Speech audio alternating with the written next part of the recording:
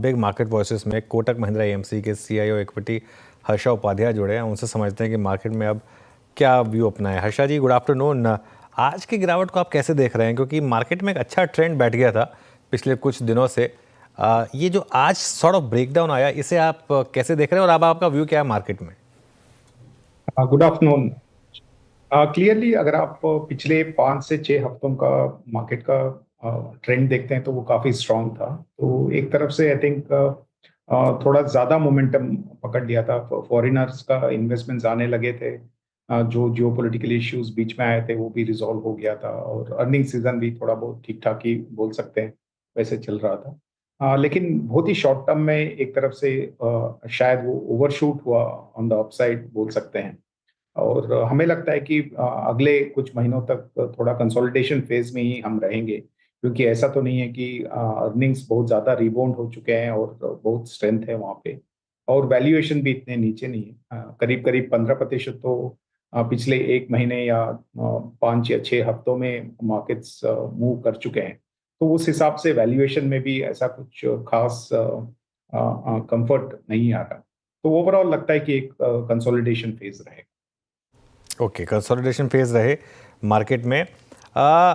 ये मार्केट में हर्षा जी, एक जो चीज़ लोगों के समझ से थोड़ा सा इस समय परे है, वो ये कि एकदम से इतने शानदार आउट परफॉर्मेंस के बाद वापस लार्ज प्राइवेट बैंक्स को क्या हुआ है? मार्केट की रैली को अगर पंक्चर कर रहे हैं वापस एचडीएफसी बैंक और आईसीआईसीआई बैंक। नहीं, हमें नहीं लगता है कि वहाँ पे कोई बहुत ज़्यादा नेगेटिव्स हैं। आई थिंक जितने भी डेवलपमेंट्स हुए हैं पिछले कुछ महीनों में वो सभी पॉजिटिव डेवलपमेंट्स ही हैं। एक तरफ से रेगुलेशन की ओर अगर आप देखते हैं, या जैसे नतीजे आए काफ़ी सारे प्राइवेट सेक्टर बैंक्स के, सबको देखते हुए लगता नहीं है कि वहाँ पे कुछ फंडामेंटली कोई कुछ खराब है। ज़रूर ये है कि एक आउट परफॉर्मिंग सेक्टर रहा है पिछले कुछ हफ्तों से। तो उस हिसाब से जब भी मार्केट में एक तरफ से डायरेक्शन चेंज होता है या थोड़ा बहुत नर्वसनेस आता है, तो नेचुरल है कि वहां से थोड़ा बहुत प्रॉफिट बुक हो। वही शायद देखने को मिल रहा है। तो हमें नहीं लगता है कि यहाँ पे यहाँ से लंबे अवधि के लिए अंडर परफॉर्मेंस रहेगा या बहुत बड़ा अंडर परफॉर्मेंस रहेगा बैंकिंग सेक्टर से। लंबे समय तक ये अंडर परफॉर्मेंस नहीं रहेगी, हर्षा जी का मानना। अच्छा हर्षा जी, आज डीएलएफ के नंबर्स भी आए, हम उस पर कुछ देर पहले बातचीत कर रहे थे आपके इस मंच को ज्वाइन करने से पहले। और इवन अगर आप देखें बाकी रियल स्टेट स्टॉक्स में भी एक स्ट्रॉन्ग मूव था। वो जब रेट कट साइकिल शुरू होती है, फिर ट्रांसलेट होना शुरू होती है, उससे पहले ही बाइंग इमर्ज होने लगती है रियल स्टेट में। आपको नंबर्स कैसे लगे इन कंपनियों के, और रियल स्टेट पे इस वक्त क्या सेंस, क्या व्यू बनाया आप लोगों ने? देखिए, रियल एस्टेट में ऑलरेडी इस साइकिल 4 से 5 साल का एक एक अवधि कंप्लीट कर चुका है। तो उस हिसाब से शायद हम मिड साइकिल में आ चुके हैं। लेकिन ज़रूर अभी भी कुछ पॉजिटिव्स प्ले आउट होना बाकी है। जैसे आपने भी जिक्र किया, इंटरेस्ट रेट्स 2 बार ऑलरेडी कट हो चुके हैं, और आगे जाके भी कुछ और इंटरेस्ट रेट्स देखने को, कट्स देखने को मिलेगा। तो ओवरऑल अभी भी ओवरऑल आउटलुक पॉजिटिव है। लेकिन शायद जो एक एक बड़ा आउट परफॉर्मेंस था इस सेक्टर का, वो शायद हमारे पीछे रह गया है। और आगे इतना बहुत बड़ा आउट परफॉर्मेंस नहीं दिखाई दे रहा है, लेकिन जरूर डिसेंट परफॉर्मेंस यहाँ से भी हम उम्मीद कर सकते हैं। ओके, रियल्टी सेक्टर में डिसेंट परफॉर्मेंस की उम्मीद की जा सकती है। अर्षद जी, वेरी गुड आफ्टरनून। श्रेया बात कर रही हूँ। सर, डिफेंस स्टॉक्स पर हम लगातार कुछ दिनों से चर्चा कर रहे हैं, और चर्चा में रहना भी चाहिए। फरवरी 2025 में बॉटम बना, उसके बाद से आप देखें तो 50% रिटर्न दिया है इसने, जनरेट किया है। हालांकि आजकल में थोड़ा मुनाफा वसूली देखने को मिला, लेकिन कुछ और स्टॉक्स आप देखें जैसे बीईएल, अभी भी इसमें तेजी इंटैक्ट है। डिफेंस एज ए स्पेस आप कैसे देख रहे हैं? क्या यहाँ पे वैल्यूएशन अभी भी रिच लग रहा है? और जो गिरावट अब आई है जिनके पास नहीं है, क्या वो ऐड कर सकते हैं? आपकी राय? देखिए, अगर आप medium to long term outlook देखते हैं या बिजनेस ग्रोथ देखते हैं इस सेक्टर में, जरूर काफी अच्छा ग्रोथ देखने को मिलेगा। और ये सिर्फ इंडिया पाकिस्तान के बीच में जो कॉन्फ्लिक्ट हुआ उसके वजह से मैं नहीं बोल रहा हूँ, लेकिन ग्लोबली भी अगर आप देखेंगे तो डिफेंस इन्वेस्टमेंट्स बढ़ रहे हैं। जैसे कि जर्मनी का जो बजट था उसमें भी उनका डिफेंस एक्सपेंडिचर बढ़ा है। और काफी सारे ऐसे रीजन्स हैं जहाँ पे हर जगह कुछ ना कुछ हो रहा है, या नहीं तो on a defensive basis, people are spending more.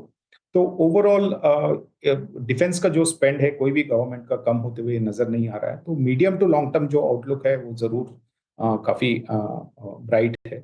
लेकिन जैसे आपने भी जिक्र किया पहले कि पिछले 4 या 5 हफ्तों में काफी अपसाइड देखने को मिल चुका है, तो उस हिसाब से हो सकता है कि शॉर्ट टर्म में थोड़ा बहुत प्रॉफिट बुकिंग हो जाए या कंसोलिडेशन हो जाए।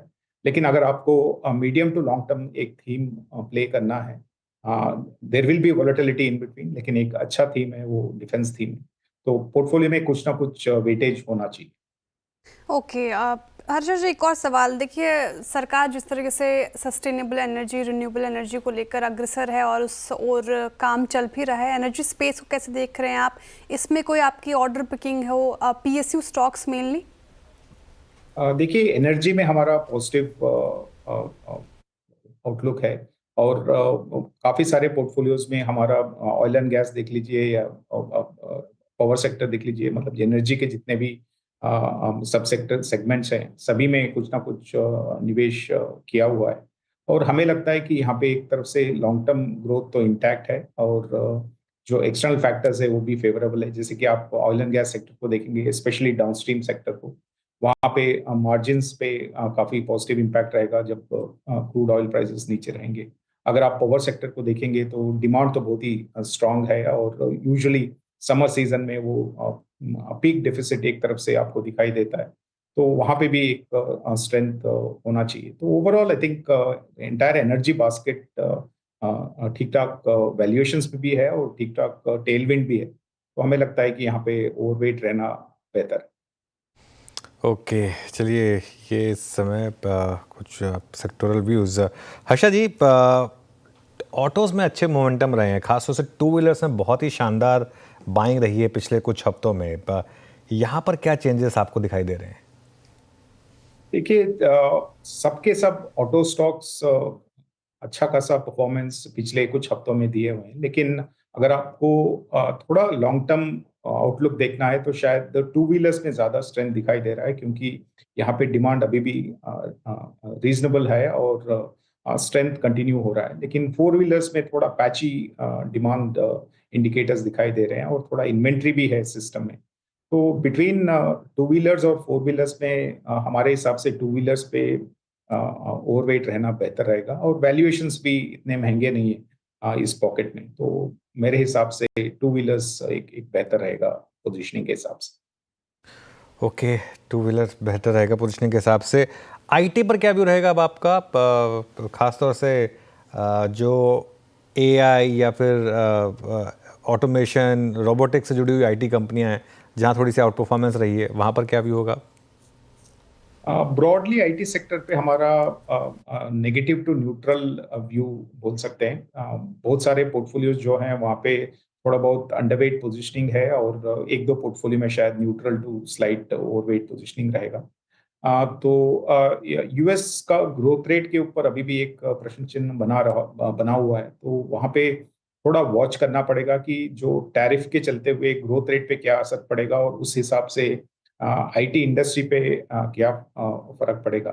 तो ग्रोथ पे थोड़ा बहुत अभी भी क्लैरिटी नहीं है, लेकिन पिछले कुछ महीनों में जो करेक्शन हुआ है उसके बाद वैल्यूएशन में जो एक तरफ से थोड़ा महंगा वैल्यूएशंस हो चुके थे एटलीस्ट कुछ आईटी स्टॉक्स में, वो अभी भी अभी नहीं है। तो उस हिसाब से वैल्यूएशन में ज्यादा कंफर्ट है वहाँ पे, लेकिन जो मैक्रो एनवायरनमेंट है वो अभी भी वोलेटाइल है, तो शायद अगले एक दो महीने में थोड़ा बहुत क्लैरिटी वहां पे मिलेगा और उसके बाद आप पोजीशनिंग रिव्यू कर सकते हैं। वॉच की सलाह फिलहाल, थोड़ी और क्लैरिटी मिलने पर ही आप इस पर रिव्यू कर सकते हैं, फिर अपॉर्चुनिटी ढूंढ सकते हैं। हमने बहुत सारे सेक्टर्स स्पेसिफिक आपसे राय ली हर्षा जी, लेकिन अगर अर्निंग विजिबिलिटी के मोर्चों पर मैं आपसे पूछूं, आपने अर्निंग्स देखी, कहाँ आपको बेहतर स्थिति लगी, कौन से सेक्टर अभी आपको पसंद आ रहे हैं जहाँ पर बेट लग सकती है? देखिए, अर्निंग्स में तो ऐसे सेक्टोरल ट्रेंड्स जो बहुत ही स्ट्रांग है वो तो दिखाई नहीं दे रहा है, जो अर्निंग सीजन में भी दिखाई दे रहा है। ओवरऑल अगर आप हेडलाइन नंबर्स देखेंगे तो कुछ खास नहीं है। हम इस फाइनेंशियल ईयर 25 को 15 या 16% का मिनिमम ग्रोथ रेट समझ के एक्सपेक्टेशन स्टार्ट किए थे, और आज के दिन में वो उसके बहुत नीचे हैं अगर आप डिलीवरी देखते हैं पूरे साल का। तो ऐसा कुछ खास अर्निंग्स में चेंजेस अभी तो नज़र नहीं आ रहा है। ओवरऑल एक तरफ से एक कंसोलिडेशन फेज है। हमें लगता है कि वो धीरे-धीरे ही यहाँ से इम्प्रूवमेंट दिखेगा, और जो आउट परफॉर्मेंस था मिड एंड स्मॉल कैप का अर्निंग्स के हिसाब से, वो भी पिछले साल देखने को नहीं मिला है, और इस क्वार्टर में भी ऐसा कुछ खास दिखाई नहीं दे रहा है। तो ओवरऑल लगता है कि अगले कुछ क्वार्टर्स में एक तरफ से कंसोलिडेशन फेज रहेगा, और शायद बैक एंडेड रिकवरी रहेगा फाइनेंशियल ईयर 26 में। ओके, फाइनेंशियल 26 में रिकवरी की उम्मीद है। बहुत शुक्रिया हर्षा जी, आज हमारे साथ आप जुड़े और तमाम सवालों के जवाब आपने दिए। बहुत शुक्रिया आपके समय के लिए और CNBC आवाज़ पर अपना समय देने के लिए।